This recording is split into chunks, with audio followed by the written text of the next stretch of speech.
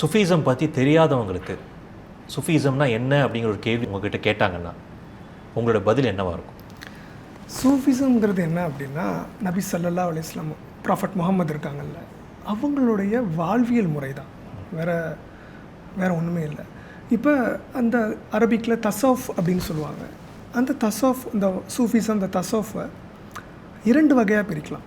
ஒன்று புறம் சார்ந்தது, இன்னொன்று அகம் சார்ந்தது. இந்த புறம் சார்ந்தது தான் ஷரியத் அப்படின்னு சொல்லுவாங்க. தமிழில் சட்டங்கள், பாதை சட்டங்கள்னு அர்த்தம். இஸ்லாமில் இருக்கிறவங்களுக்கு தெரியும் ஷரியத் அப்படின்னா என்ன அப்படின்ட்டு. அகம் சார்ந்தது வந்து பார்த்திங்கன்னா தரீக்கத், ஹக்கீக்கத், மஹரிஃபத் அப்படின்னு சொல்லிட்டு இந்த 3 நிலையாக பிரிப்பாங்க. இப்போ அந்த புறம் சார்ந்த விஷயங்கள் வந்து பார்த்திங்கன்னா, இந்த ஷரியத்தில் குரான், நபியோட வாழ்க்கை முறை, அதுக்கப்புறம் 5 கடமைகள் அப்படிங்கிறத பற்றி எல்லா இஸ்லாமியர்களுக்கு தெரியும். அதை எப்படி அந்த சட்டத்திட்டங்களை ஃபாலோ பண்ணணும், ஹராம் ஹலால் எப்படி பேணி வாழணும் அப்படிங்கிறத பற்றி அந்த ஷரியத்தில் டீப்பாக சொல்லியிருப்பாங்க. இந்த தரீக்கத்துங்கிறது என்னன்னு வந்து பார்த்தோம் அப்படின்னா, உள்ளம் சார்ந்த விஷயம். ஓகேங்களா? ஒரு விஷயங்களை செய்யும் போது உள்ளம் எப்படி இருக்குது, உள் ரீதியாக அது என்ன மாதிரியான மாற்றங்கள் ஏற்படுது. இப்போ எக்ஸாம்பிள் வந்து பார்த்திங்கன்னா, இறைவன் குரான்லேயே சொல்கிறான், இறைவன் வந்து உங்கள் உள்ளத்தை தான் பார்க்குறான் அப்படின்ட்டு. அப்போ ஷரியத்துங்கிறது என்ன பண்ணோம் அப்படின்னா, ஒரு செயலாக இருந்துச்சுன்னா அந்த செயலோட உள்ளார்ந்த சிந்தனை தான் அந்த தரீக்கத் அப்படிங்கிறது.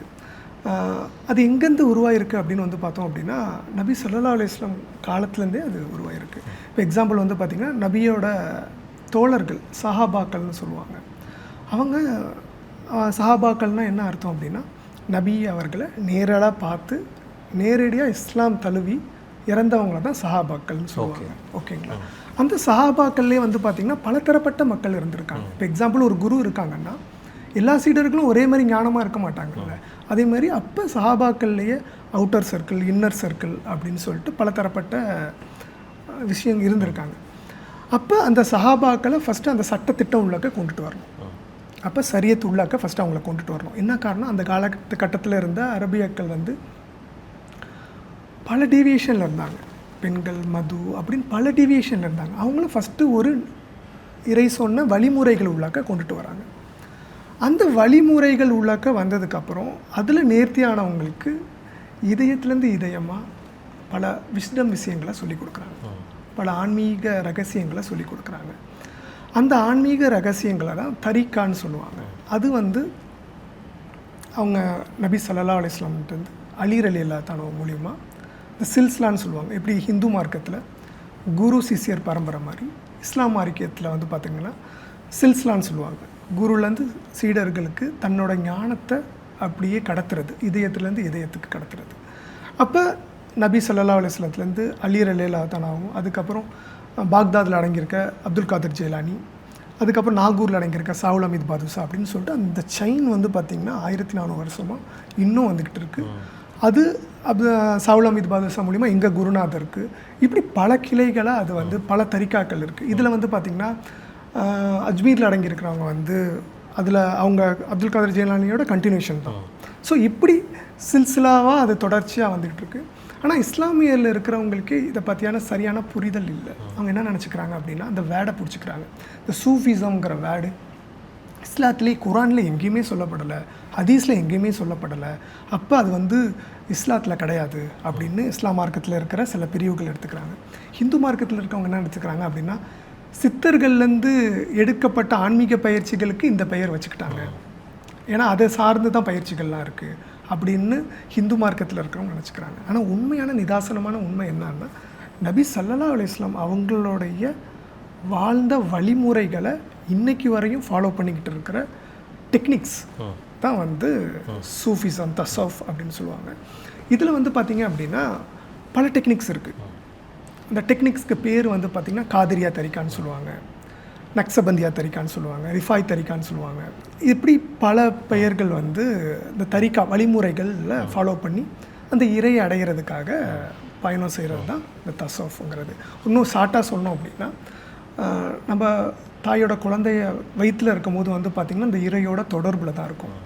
இங்கே பிறந்ததுக்கப்புறம் வந்து பார்த்திங்கன்னா இந்த உலகம் உருவாக்கிற அந்த இமேஜினேஷனில் அந்த துண்டிப்பு கட் ஆகிடுச்சு.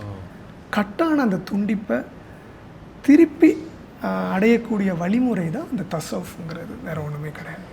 இறைய நோக்கி செல்லக்கூடிய உள்நோக்கி பயணம், அதுக்கான டெக்னிக்ஸ் சூஃபியில் இருக்குது. Sufism beautiful. அது ஒரு ஆன்மீக வழி. அவ்வளோதான். சூஃபிசம் அப்படிங்கிறது இஸ்லாம் அப்படிங்கிற மதத்துக்குள்ளே தான் இருக்குது இல்லையா? ரெண்டும் வேறு இல்லை. வேறு இல்லை. What is the difference?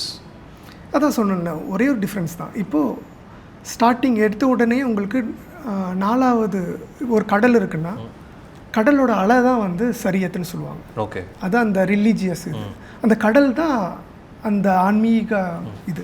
So ரெண்டும் வேறு இல்லை. ஓகே. ஸோ என்னென்னா வெளியேந்து பார்க்கும்போது உங்களுக்கு அலை தான் தெரியும், கடல் அதோட ஆழம் அதெல்லாம் தெரியாது. ஸோ அந்த தசஃப், அந்த சூஃபிசம்ங்கிறதும் இஸ்லாம்ங்கிறதும் வேறு இல்லை, ரெண்டும் ஒன்று தான். பட் அந்த சட்டத்திட்டங்களோட அந்த உள்நோக்கி பயணிக்கணும், அவ்வளோதான். ஒரு ஹார்ட் ஆஃப் இஸ்லாம்னு வச்சுக்கலாமா? Heart of Islam. இப்போ சுஃபி அப்படின்னு எடுத்துக்கிட்டாலே வெகுஜன மக்களுக்கு வந்து இமீடியட்டாக ஃபஸ்ட்டு தோன்ற விஷயம் சுஃபி மியூசிக், சுஃபி போயட்ரி அப்படிங்கிறது. மியூசிக் அப்படிங்கிறது சுஃபிசமில் எவ்வளோ முக்கியமான ஒரு அங்கமாக இருக்குது? ரொம்ப ரொம்ப முக்கியங்க. ஏன்னா சூஃபியாக்கள் என்ன சொல்லுவாங்கன்னா, இசையை வந்து ஒளியாக அவங்க பார்க்கல, மறைஞ்சிருக்கிற கதவுகளை திறக்கிற ஒரு சாவியாக பார்த்தாங்க. ஓகேங்களா? சமான்னு சொல்லுவாங்க. இப்போ சூஃபிசத்தில் இசையோட பங்களிப்பு வந்து பார்த்திங்கன்னா திக்ர் ஓதுவோம், அதுவும் இசையை வச்சு தான் அந்த இறை வார்த்தைகளை போட்டு கொண்டுட்டு வருவோம். இதில் ரொம்ப காம்ப்ளிகேட்டான ஒரு விஷயம் இருக்குது. இஸ்லாமில் சரியத்தில் இசை வந்து ஹராம், ஓகேங்களா, தடை செய்யப்பட்டது.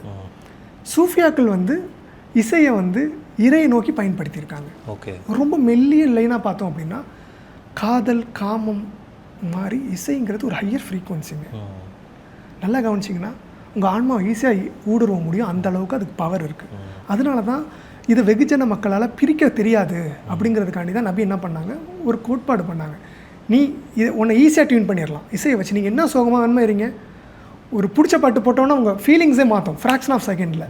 அப்போ உங்களை வந்து தப்பான வழிக்கும் கொண்டுட்டு போக முடியும், நேரான வழிக்கும் கொண்டுட்டு போக முடியும். அப்போ வெகுஜன மக்களால் அதை ஹேண்டில் பண்ண முடியாது அப்படிங்கிறதுக்காண்டி சரியத்தில் என்ன பண்ணாங்க, நபி ஸல்லல்லாஹு அலைஹி வஸல்லம் வந்து தடை செஞ்சாங்க. இசை கேட்காதீங்க, இசை பயன்படுத்தாதீங்க அப்படின்ட்டு. அதனால தான் தடை செஞ்சாங்களே ஒழிய அது பாவங்கிறதுனால இல்லை. அது அங்கே தானே கொண்டுட்டு போகுது, உங்களை பாவ செயல் பண்ண தூண்டும்ல உங்களை. ஓகே.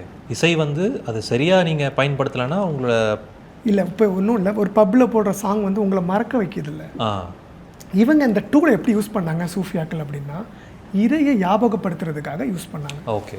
அந்த இசை அப்படிங்கிறது உங்களுக்கு இறையை நோக்கி தள்ளணும், வேறு பக்கம் தன்னை உணர்றதுக்கு தள்ளணும், தன்னை மறக்கிறதுக்கு தள்ளக்கூடாது. தன்னை மறக்கிறதுக்கு தள்ளுறது எல்லாமே போதையில் வந்துடும்ல. ஓகே. இப்போ ட்ரிங்க்ஸ் பண்ணுறோம், அது இஸ்லாத்தில் ஹராம்.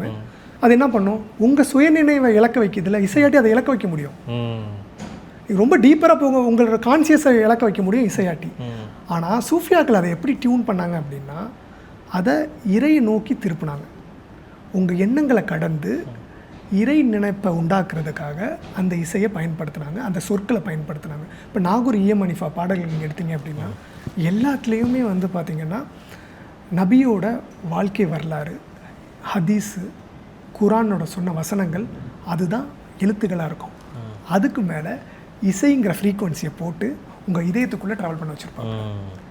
இதை தான் ரஹ்மானும் செஞ்சுருப்பாப்புல. குன்ஃபாய குன் பாட்டாக இருக்கட்டும், குவாஜா மேரே குவாஜா பாட்டாக இருக்கட்டும், இந்த பாடல்கள்லாம் நீங்கள் கேட்கும் போது உங்களே தாண்டி நீங்கள் என்ன ரிலீஜியஸாக வேணுமோ இருந்துட்டு போங்க, பிளிஸ்ஃபுல் ஸ்டேட்டு கொண்டுட்டு போகும். அது எது கொண்டுட்டு போகுது அப்படின்னா அந்த இசையோட தன்மை. சூஃபியாக்கள் அதை வந்து இறையை அடையிறதுக்காக டூலாக பயன்படுத்தினாங்க. அது ரொம்ப ஒரு அற்புதமான, அது மூலியமாக தான் இஸ்லாத்தை உண்மையாக சொன்னோம் அப்படின்னா, இங்கே இந்தியாவில் வந்து ராஜாக்கள் மூலியமாக இஸ்லாம் வளர்ந்துச்சுன்னு ஒரு கோட்பாடுகள் இருக்குது. சூஃபியாக்கள் மூலியமாக தான் வளர்ந்துருக்கு. இசைகள் மூலியமாக தான் அவங்க நிறையா பேரை வந்து சென்றடைஞ்சு அந்த உண்மையை இஸ்லாங்கிற வார்த்தையை விட்டுருங்க, இறைங்கிற உண்மையை உணர்த்துறதுக்கு அந்த இசைங்கிற டூலை வந்து குவாஜா கரீப் நவாஸ் அவங்க வந்து ரொம்ப அற்புதமாக யூஸ் பண்ணாங்க. நிசாமுதீன், அங்கெல்லாம் நீங்கள் நார்த் சைடு வந்து பார்த்திங்கன்னா ஃபுல்லாக கவாலிஸாக இருக்கும். ஓகேங்களா? தமிழ்நாட்டில் அந்த கல்ச்சர்ஸ் இருக்காது, அங்கே கவ்வாலிஸாக இருக்கும். இசை மூலியமாக அவங்க வந்து அந்த உண்மையை கொண்டுட்டு போய் சேர்த்தாங்க. கவ்வாலிங்கிற அர்த்தம் என்னங்க, ஆன்மீக உபதேசம் தானே, அதுதான், வேறு ஒன்றுமே கிடையாது இல்லை.